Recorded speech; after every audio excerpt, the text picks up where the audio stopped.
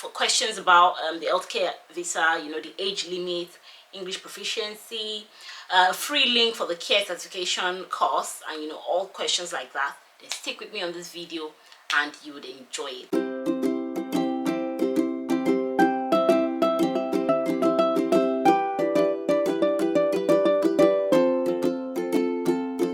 Hi guys, welcome back to another video.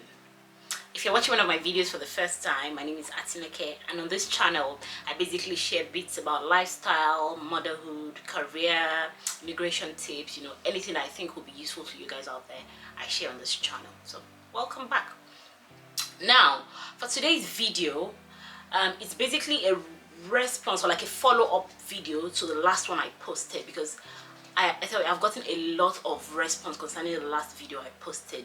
So many people are interested in this health and care visa thing, and I've like friends and families have asked me loads of questions about this video. So I just thought to do like a follow-up video, answering all the questions you have. So I'll try as much as possible to cover all the questions, because I tell you, I got loads of questions about the last video I posted. So I'll try and cover as much as I can, just like the last time. I've written down all the questions that I'm going to cover today. So if you're looking for questions about the healthcare visa, the age limit, English proficiency, free link for the care certification course, and all questions like that, then stick with me on this video and you would enjoy it. Now, as you guys know, before I continue, I have to remind you, if you've not subscribed, don't forget to click the subscribe button. It should be somewhere down there. And also don't forget to share this video, because I think most people found the last one useful. So this is a follow-up, so don't forget to share this video, like, and please subscribe. Okay, so let's just get right onto it. So the first question I have on here is about age limit. It is a particular age limit or age requirement for this visa. Now for the health and care visa, according to gov.uk, you have to be over 18 years. So once you're technically an adult over 18 years, you can apply for this visa. There is no upper limit. You can work till you drop. There is no particular age like, okay, I'm in my 50s and I don't think I can. No, that's not true. You can apply for this visa. So far your job is happy to employ you and you're physically able to do the job, you're good to go. So there's no age limit for the health and care visa. Now the second question I have is English proficiency. Now someone asked me in my last video if they can, she is Nigerian and she wants to know if she can request an English proficiency certificate from the school, that some schools give that. Now I had to go research about this, and according to the gov.uk site, because this is pretty much the site that regulates everything, so that's why I like referring to that site. According to the gov.uk site, these are the ways you can prove your knowledge of English language. It's either you're part of a number of listed countries, so there are a particular number of countries listed on the site. Those countries don't need to prove English language knowledge or skills, so those ones, they're good to go. No IELTS required.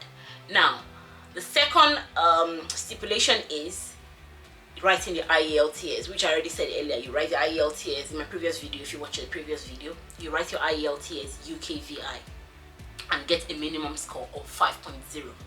Now the third stipulation, which would refer to the question I just said about your school being able to give you a certificate that you're proficient in English, is the gov.uk site wants you to go on a site called UK NARIC. Now I would put the link to the site in the description box. It's formerly called UK NARIC, but it's known as ECTIS now, ECCTIS. Like I said, I'll put the link in the description box. Now if you go on the site, you are able to put in your school details, and they will see if it matches up. I don't know how to explain this. If it matches up and gives you enough English proficiency that you don't need the IELTS yet. Now this service is not free. It is £140 plus VAT. Now the downside to this is, if you end up putting your details on the NARIC website and you pay the £140 and they give you a feedback that you don't have enough English proficiency, your school does not have, your degree does not have enough English proficiency, and you still have to do the IELTS, then it will be a waste of money.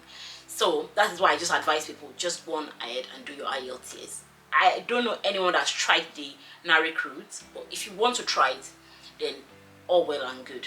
So those are the options you have. You either write your IELTS or you submit your details on the NARIC website, pay £140 and see if you have the English proficiency based on your degree or based on the school you attended and all that. Okay, so I hope that answers that question. Now, another question I got asked about the IELTS English exam is if they can use a particular test from a particular date. Now, I'll just give you a straightforward answer. Your test has to be less than 2 years old. So the validity of your IELTS is 2 years. So if it's more than 2 years, then you have to take another one, I'm afraid. So if it's more than 2 years, you have to take another one. Now, another question is about sorting out your CV. Now, because this health and care visa is not restricted to just people that have health degrees or care degrees, anybody can apply. So many people have their CVs, in different fields, organized for maybe like a marketing job or a teaching job and all that, and you want to submit this for your care certificate. So what are the extra things you should add, and what are the things you want to ensure you have in your CV so you get noticed when you submit it to your employers? Now, the first thing you want to make sure you have on your CV is your email address. Now, the thing is, in this country, it is more common, more popular to communicate via email. Unlike, back in my country, Nigeria, where it's more popular to communicate via phone calls or text, here, you would get most messages via email. So make sure that you have a valid email address on your CV. Now, another thing about the email address is this. Guys, if your email address is slayqueen@2222@gmail.com, please just open another email address. Get something official to put on your CV, because you want to be taken seriously. And I, for one, if I'm the HR of a particular agency or care home and your email address is slayqueen or one funny name, I won't take you seriously. Yeah, so get like an official email. Just put maybe your first name and your last name and gmail.com at yahoo.com on your CV. Another thing is your phone number. You have to have an accessible phone number, and don't forget to put your country code. So whatever country you're applying from, put your country code. Like, say for instance, for Nigeria, you put your +234 before you put your phone number, just so they're not playing like a guesswork of what country code should we add to this phone number, what country is she from, or should we start searching for the you just want to make everything like straightforward. You don't want to put them through the hassle of, yeah, let's just look at the next person's CV. This is just too much work. So sort out that before you send your CV out. So another thing you can add to your CV, which is optional, is if you've done any volunteer work. So if you just had it somewhere towards the end of your CV, if you've done any volunteer work, maybe like an orphanage home, caring for a person, or when you volunteer at like a care home or hospital and all that, if you've done any of that, add it to your CV. It would look really good on your CV. Also, another thing you can add to your CV is if you've done any care certification courses. Like I said, it is not compulsory, but it's preferred. So if you've done any of those courses, be sure to add it to your CV. But you don't really need to do like an overhaul of your CV. Just add those little bits, because like I said, you don't need the health degree for this particular job role, and you don't need any experience per se. So whatever you've done as a volunteer or whatever courses you've gained along the way, just remember to add it to your CV, and that's it. You're good to go.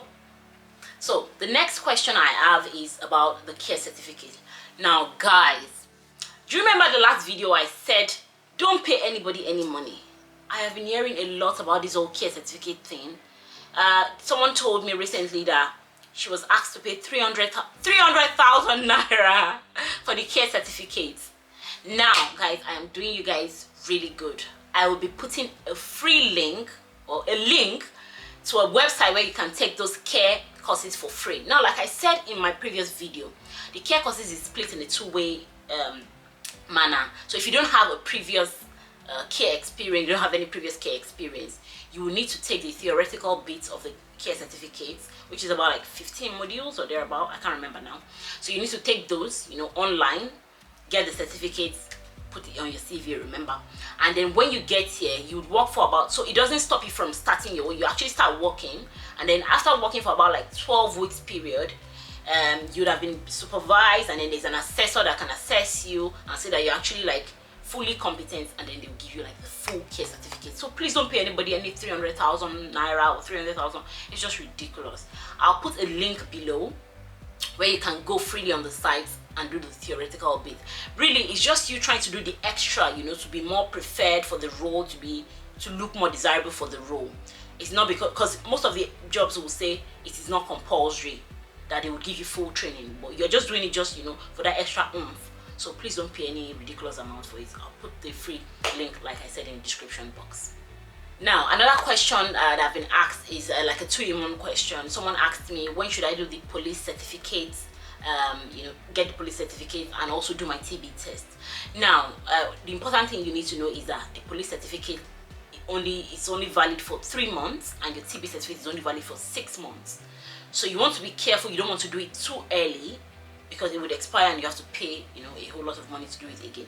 So make sure you have your job already. Make sure you have your COS sorted before you do. That is my advice. Some people will prefer to have the job and then do their police clearance certificate, do the TB, then get the COS and get the visa. Some people will be after the COS. It's up to you really. But my advice is make sure you have everything sorted. You're ready to apply for your visa before doing both. Now, for the police clearance certificate, like I said in my previous video, you can have it done anywhere in Lagos or Abuja or wherever, you know, country you're applying from. For the TB test, now some countries don't have, because it has to be a regulatory agency approved by the Home Office. So I know they have only 2 in Nigeria. One is in Abuja and one is in Lagos. MHAC Center, I can't remember the full name now. So like I said, it only lasts for 6 months. You call them up, get an appointment, you pay up for the test, and then you have your receipts, which you take with you to your appointment. The result mostly comes out within 3 days and you're good to go. So you see that it doesn't really take much time, so you can always do it like when you're fully ready, so that you don't, you know, waste that money and then 6 months, like a few months later, you're paying for another TB test or police clearance test. So that's my advice for that question. Another question, which I think will be the last one, because I really don't want this video to be too long. The last one is finding a job. Now, like I said in my last video, this is the major part of this whole process, because the truth is there are so many people out there searching for this particular job, because this health and care visa thing is now very popular. So there are so many people searching for a job. Now, what would my advice be about searching for a job? Now, the major thing is having like the proper keywords when you're putting it in your search engine. So you're using Google, Bing, whatever search engine you're using. You want to put like proper keywords like care, agency, home, visa sponsorship, you know, things like that. So you can put something like this on Google: care agency with visa sponsorship, or care agencies recruiting with visa sponsorship, or care jobs with tier 2 sponsorship, you know. Just something that has the keywords. That's just the major thing. And try to change this. So once you check that, you know, you see a lot of job and everything, try and tag everything, try and apply for them. Change the keyword again around, search again. It will bring a different set of jobs out for you to apply for. So just keep trying that. And the truth is, you have to send so many applications. I heard of someone that actually had to send over 100 applications before he actually got one. So it is that serious. And some people are asking me, can I help them get a job? I know the truth is I can't help anyone get a job. Like, it is a lot of work, you know, searching for this job, and you know, and yeah, I just can't take on that many people. And also, yeah, I'm sorry about that, guys, but you know, just keep searching. And if you need any more pointers, please let me know. I attached some links to my other video, which, like I said, I'll put the video at the end of this one, or leave the link up here now, so that you can click on that after this video to watch, so that because you'll be able to understand this particular video better if you watch the previous one. So if you need any more information, then I'll be able to answer that. So yeah, guys, that's the end of this video. Like I said, I just wanted to, you know, quickly go through all the questions that people have been asking me, so that, you know, it might just be beneficial to you, or you know, someone you're sharing this video with, which is why you should share this video. So yeah, that's all I have to. So if you have any more questions, please, guys, that is why I am here. Ask me questions, you know, drop it in the comment box, and I will try and answer as many as I can. Okay? All right, so don't forget to like, subscribe, share this video, and you know, let everyone benefit from this. Okay? All right, so I'll see you in another video. Bye bye.